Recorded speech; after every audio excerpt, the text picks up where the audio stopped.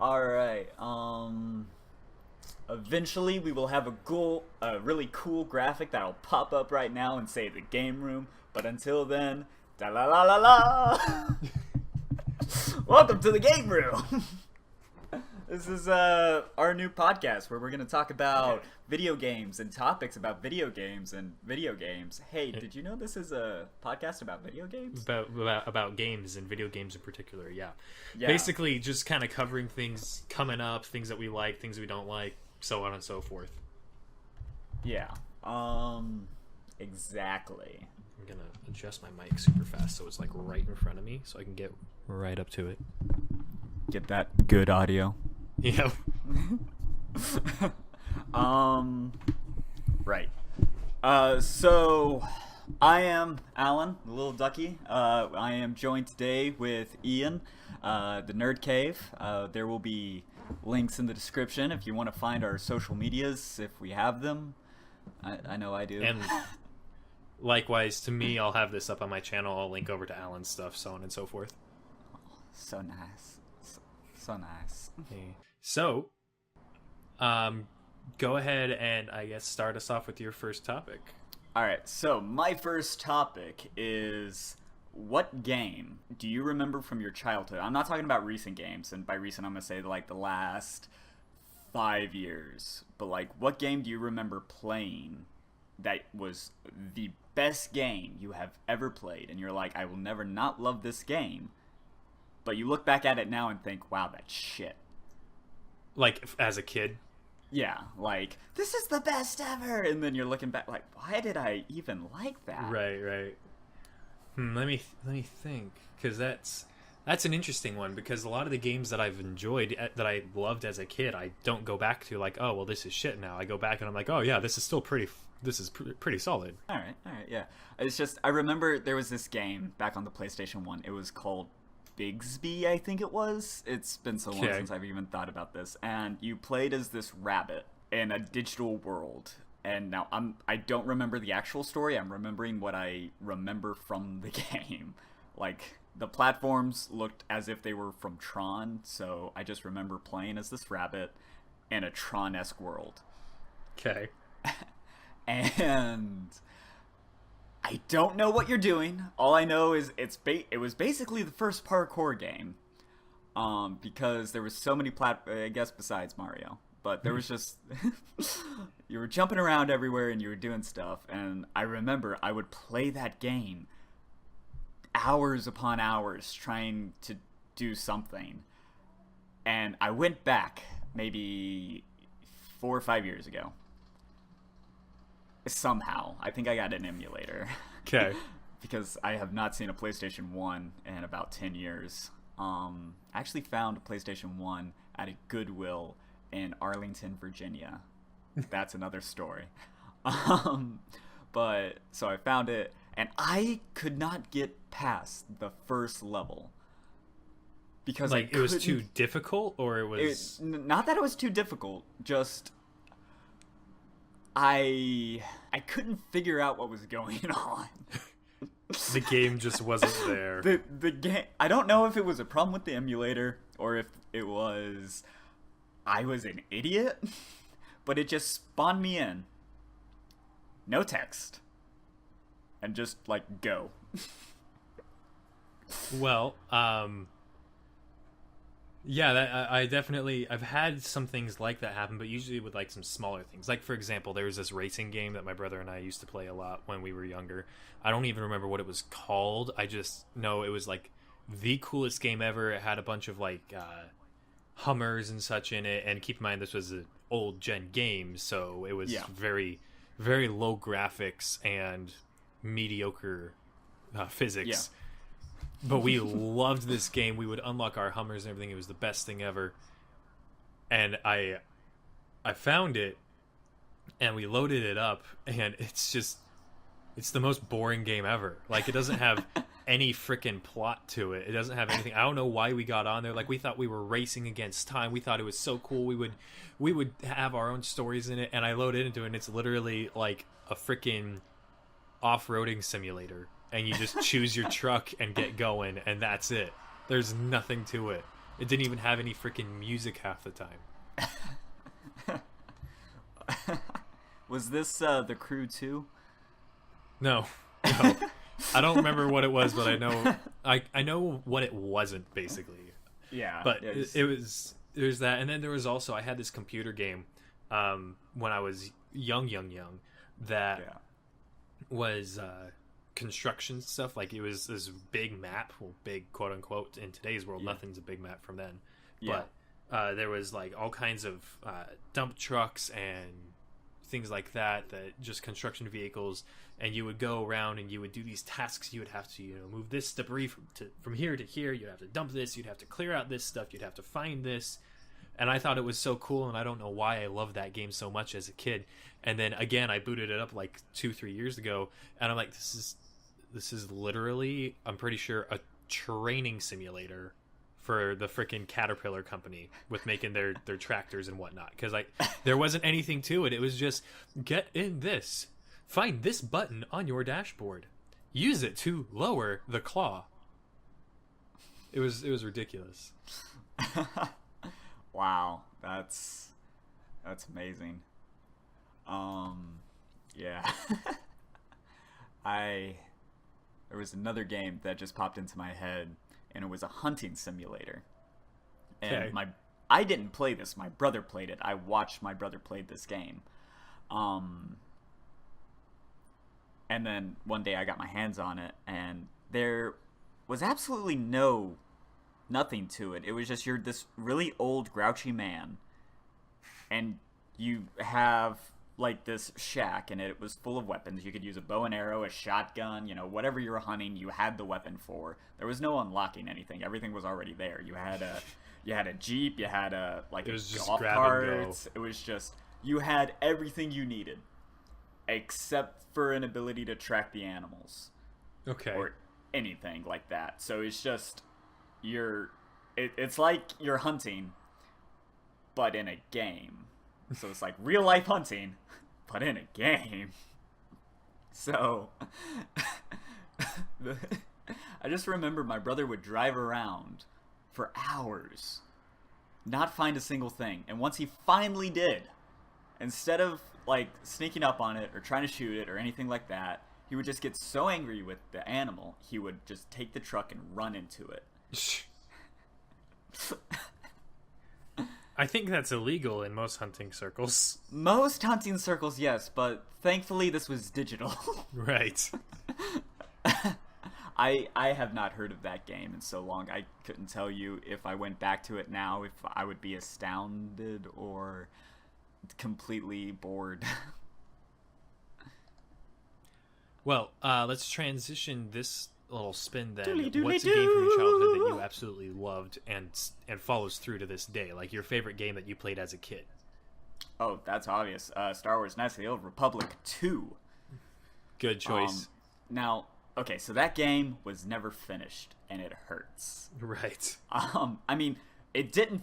Okay, towards the end, it felt like it was rushed, but at the same time, it was a good ending, too. It wasn't like, oh, we ran out of money. Here, she's the bad guy. But it was like, they were like, yeah, you got 12 months to finish this, and they were like, what the fuck? Gotcha.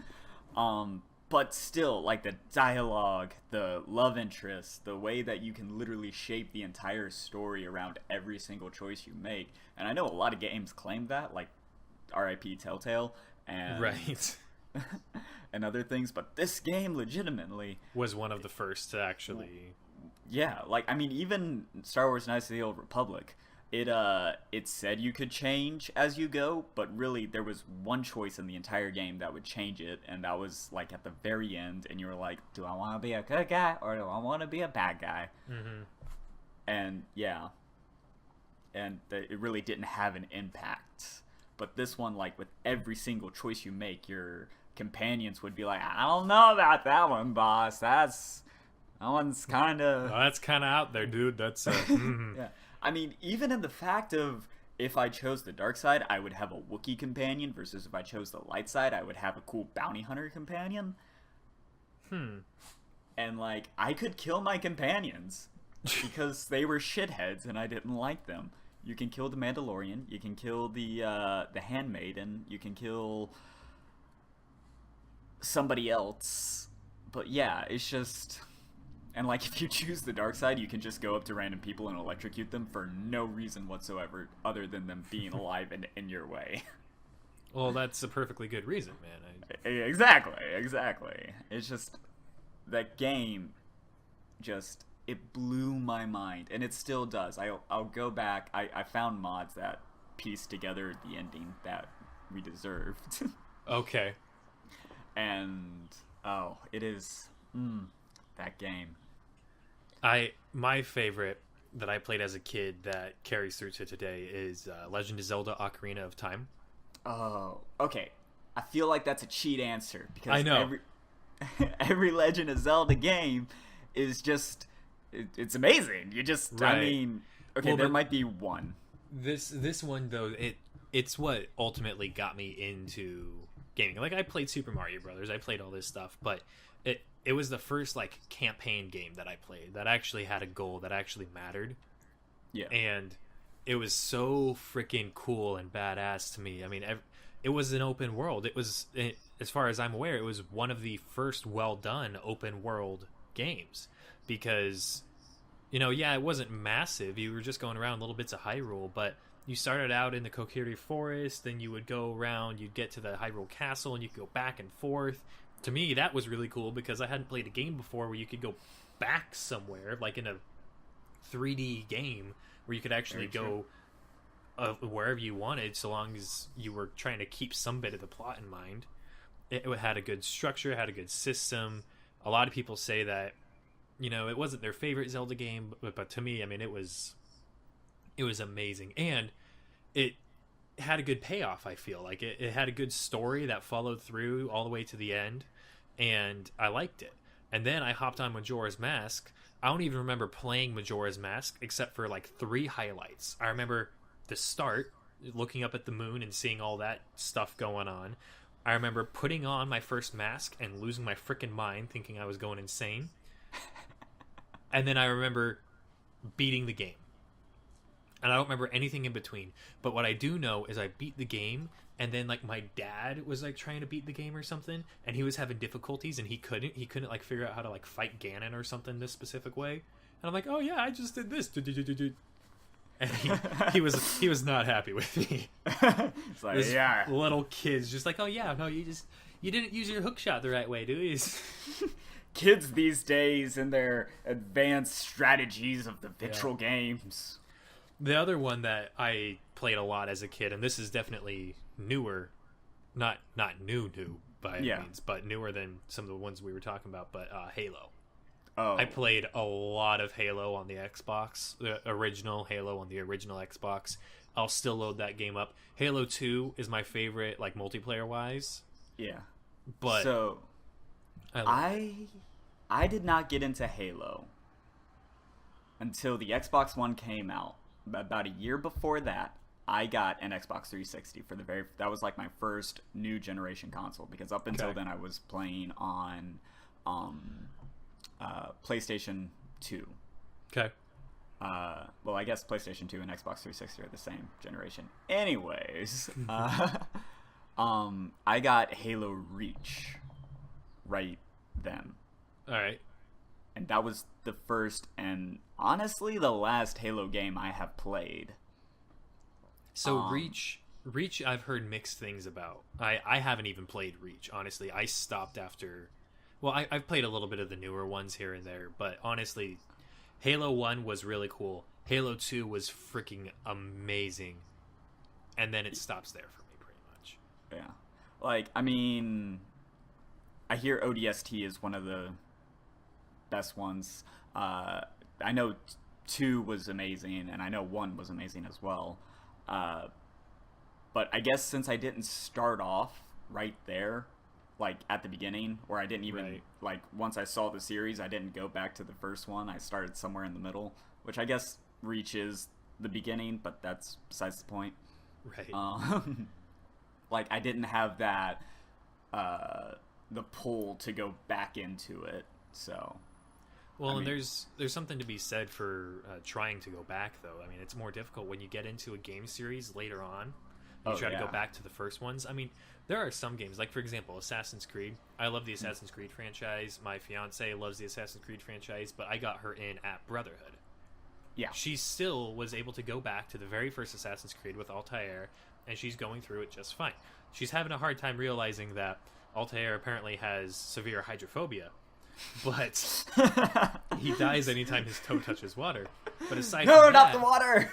aside from that, she's doing fine. You know, it's a series that you can go in at any point and then go back to the beginning, and even though there's differences in the quality, the gameplay, and all that, it's understandable. But then you go into something like Halo, maybe you go into Halo Reach, where you have more of a modular system, you've got more variety, and you go back to Halo 1, where there was a solid 3 good guns, and that's about it. It's harder to do that. And for example, my brother, so I love the Fallout franchise, absolutely love Fallout, and Fallout 76 is one of the things I want to talk about later on, but we'll get to that. But Right. I've been playing Fallout for years and years and years, okay? Right. My brother, his first Fallout game was Fallout 4. And he likes Fallout 4. He absolutely loves it. But Fallout 4 has such a great system. It's got flaws for sure, but it has such a great system when it comes to, the gunplay, the VATS, this and that. It's really cool. Yeah. That he went to try to play Fallout 3 and New Vegas, and he couldn't. Fallout New Vegas has like the best story out of all the Fallout games. Role playing wise, it is the best Fallout game. Yeah. But the system, the gunplay is really weird. It doesn't feel as good, doesn't flow as well as in Fallout 4. VATS freezes time altogether, which just feels weird as well. So he went and he's like, I heard all these great things about Fallout New Vegas and Fallout 3 story-wise and how it built the franchise a little more. But he just could not get into them because he couldn't step down in the system quality. He couldn't do it. Yeah. So there is something to be said for that being a complication. You get into a franchise that you love, but you can't go back to when it was less than it is now. Yeah. I mean, freaking Assassin's Creed, again, to go back to that point, Assassin's Creed Unity, I think, could have, I don't remember what the number was.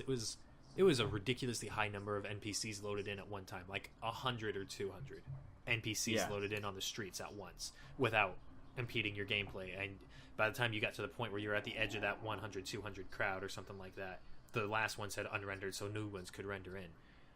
Yeah. And in the first Assassin's Creed game, I think it was 16 or something like that was the cap. It was it might have been higher than that, but it was low. You would walk the streets and you would turn around and there'd be nobody behind you, because if you wanted to render in the essential NPCs, you had to ditch the guards behind you or something. There's just differences in the system. Yeah. And I mean, so, quality. Granted, the first Assassin's Creed came out, 20 years ago? Let me look that up real quick. It's been a long time. I want to say it was at least 2000. Which, it's understandable, between now and Odyssey, the difference, you can only have, 16 NPCs load up here, and yeah, sure, the gameplay's a little quirky, unless you actually know what you're doing, you're not gonna be able to play the game, but that's besides the point. Assassin's Creed... Nope, that's not what I wanted. I had pulled it up, but... Okay, so the original Assassin's Creed release date was November 13th, 2007. That was 11 years ago. 2000, okay, so it wasn't as drastic as I was thinking. But still, I mean, there have been massive changes to the capacity of systems and the hardware that we have today. I mean, running the original Assassin's Creed game, you're not running that on an Xbox One. You're running that on, an Xbox original or 360. It might have been out at the time. I don't even remember. I think it was the 360. But even it's just... Yeah, let me see. Assassin's Creed NPC cap was...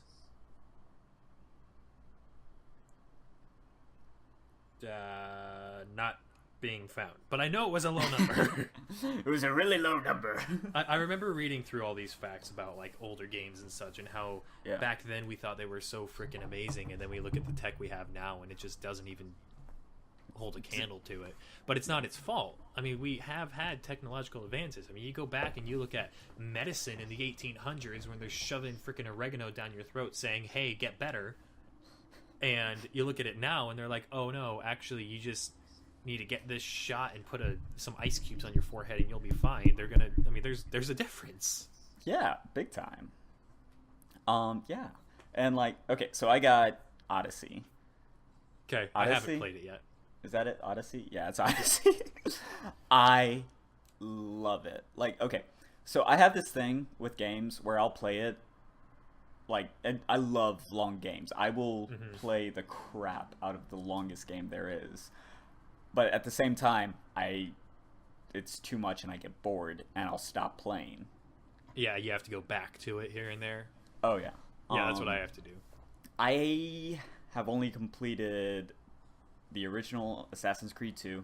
Never played Brotherhood, which is, awful. A sin. It is. I need to go back and play it. I never finished Ezio's story. Also a sin. It is. Oh, wait, you know what? I regret this, but I did finish Assassin's Creed 3. Yeah, 3 was not the best. It was No. So 3 was the king of the. It's if I'm ever talking to somebody about, they say, "Oh, this trailer looks so amazing, I'm gonna buy the game," before they even look at the gameplay, I point them to Assassin's Creed 3. Okay. Yes. The trailer was the coolest thing that I had ever seen. Right. Yes. The going into the wars, the Union versus not the Union. That's the wrong war, Ian. The America versus the England. So all that, it was so cool, and I loved it. And the game didn't hold up as much. It was still it was a solid game, honestly. It's just they hyped it too much. Yeah, I mean it was fun. It was just it got boring very fast. Not like just it, like, oh, it's fun for a minute, but it gets super repetitive. I mean, right. Every game is repetitive when you look at it. You're playing the same thing over and over again with just a new face. I've built games. I took college programming courses in high school. Like, I've actually built the code behind games. Trust me when I say they are all the exact same thing when you break it down to the code. Yeah, it's just what textures you decide to load in with the code. Yeah, and it's just... I feel like the story was so lackluster in that game. With I mean, having his father be secretly a Templar, and then spoiler warning, by the way. The game's been out for at least 4 years now. Look, you always gotta warn people. You never know. Right. It was not the best, just plot wise. And what's weird is that was the Kenway line, the Kenway lineage. Yeah. And Black Flag, Assassin's Creed 4 Black Flag was also Kenway. It was Edward Kenway, and I loved Black Flag. Oh, hands down, pirates, sign me up. Oh yeah, I went to Renaissance fairs as a kid. I still dress up as a pirate randomly just for Halloween and whatnot. Black Flag was my shit. So I loved Assassin's Creed 4 Black Flag. The other one that I loved that a lot of people apparently didn't, and I don't know why, was Unity. The first one on the Xbox One, the next gen. It was, technically Black Flag was also on the next gen as a possibility, but it was the first one built for the next gen console. Yes. And yes, it changed some things. Like, for example, you couldn't whistle anymore. You used to be able to whistle in the Assassin's Creed games to get guards' attention to come over and just pull like one over at a time. Yeah, they brought that back. You couldn't do that. They brought it back, but you couldn't do that in Unity. Yeah. You had freaking cherry bombs that you could throw down and it would make a ton of noise and pull everybody to your area, but they got rid of whistling. So that was one thing that I heard a lot of people arguing about. And it's like, well, I mean, yes, understood, but there could be 1,000 different things for that. And you could even think of it as a role-playing ways. Maybe Arno, the assassin you play as, can't whistle.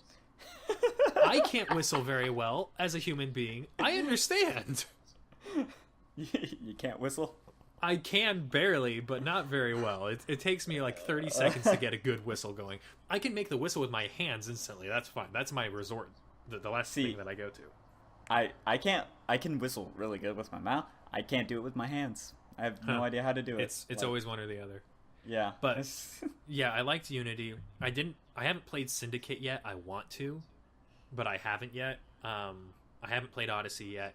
Origins kind of lost me a little bit. It was cool, but the whole point of Assassin's Creed is, like they say, we try to make this as historically accurate as possible. All of your targeted assassinations, all the named characters and such, are as close to history as we can possibly make them.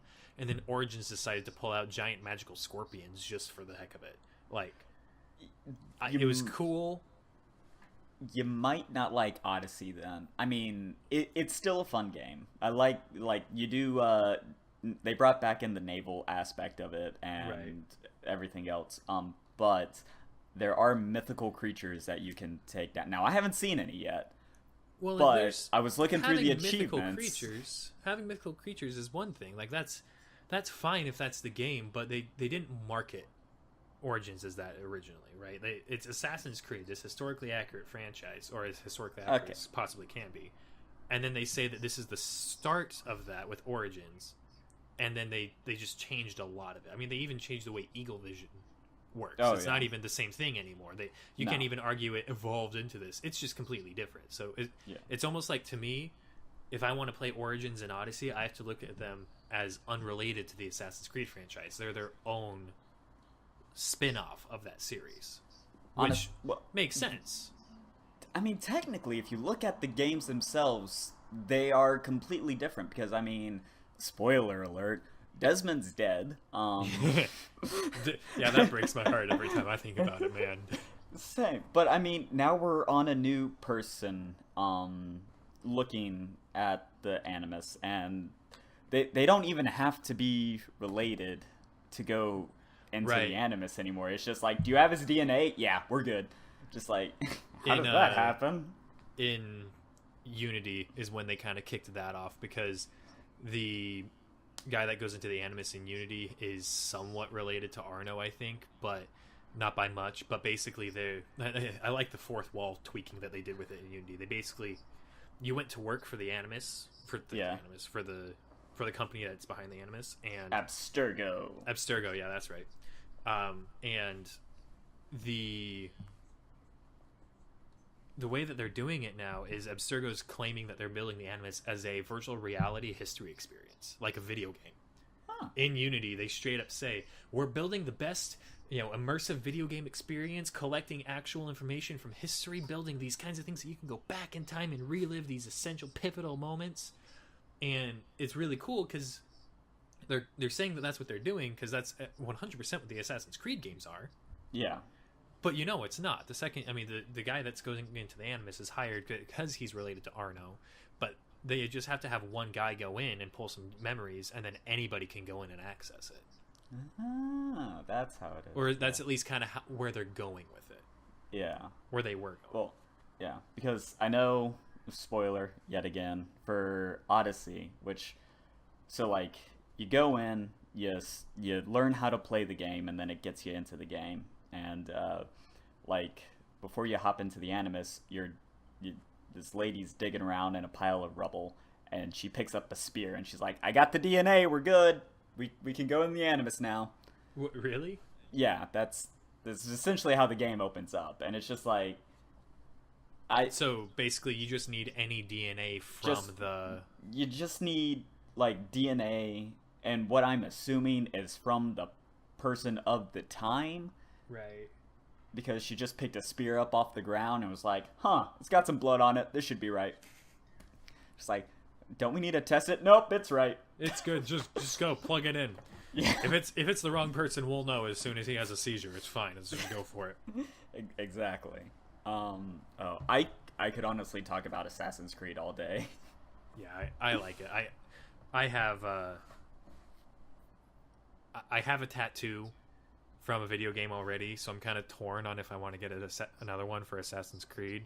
But I tell you, man, I love Assassin's Creed. It's so good, so good. I mean, of course there's controversial topics. Of course there's things I don't like about it. And of course there's things that I love about it. But that's life, you know? Right. I'm not on the board of directory, so I can't be like, you know what, let's go back to this way. It's better for me. Well, and everything's gonna change. I mean, Exactly. you don't have a market for video games if people Exactly. don't change No. things. Yeah, no. I mean, if we were still running around with Ezio, the game would have been gone Well, and 8 years ago. the world is only changed by innovators. I mean, again, to keep us on the video game topic, what would have happened if when they released the first Xbox, they were like, good enough? True. Nobody else decided, we have a console that can run virtual games. You can live a life that nobody else ever could. We can make it look as, they thought super realistic at the time because it had like 12 polygons per face, but we can do this. We can work on all that. We can write our own stories. But what if nobody decided to try to push the hardware to its limit and see what they had to do to make it go further? What if they just had story writers? There is no such thing as progress without innovation. Yeah. I fully agree. We got to change everything to make everything better. And yeah, sometimes that comes at a fault of being able to hold down and look at who your target is, to opposed to looking through the eagle's eyes itself and knowing where everything is. So, nice little side tangent there. What's your next topic of conversation? You know what? We're actually at 40 minutes right now, which is a lot. That's so true. That's true. Well, actually, we're at 37 minutes, but it's close enough to 40 minutes. And once we cut it down, or if we do any cutting, we probably won't. But yeah, anyways, why don't we stop right here, and then we'll do another one, just so we have two videos that we can go ahead and put up. Right, 2 to go right up. All right. Well, thank you guys for listening to this first podcast of the Game Room. Yeah.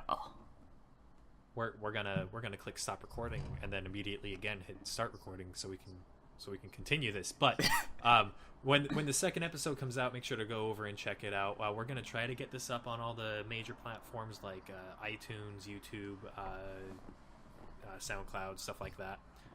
So keep an eye out for where that's going to be posted, and we'll have links as well.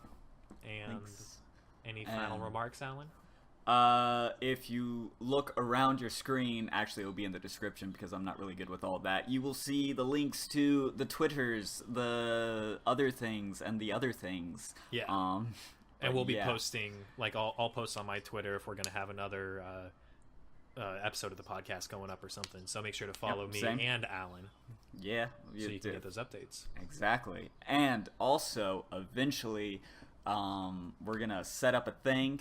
Don't know when that is, but we want you guys to be involved with this podcast. If you have topics you want us to talk about, we want you all to send it to us and be like, hey, what do you think about this? And then we'll talk about that. And we'll also give a shout out to you because you came up with such an awesome topic to talk about. Yeah. For now, until we get that system set up, you can just leave it in the comments as well, and we'll make sure we get to it. That's right. All right. You're beautiful. Bye-bye. Bye.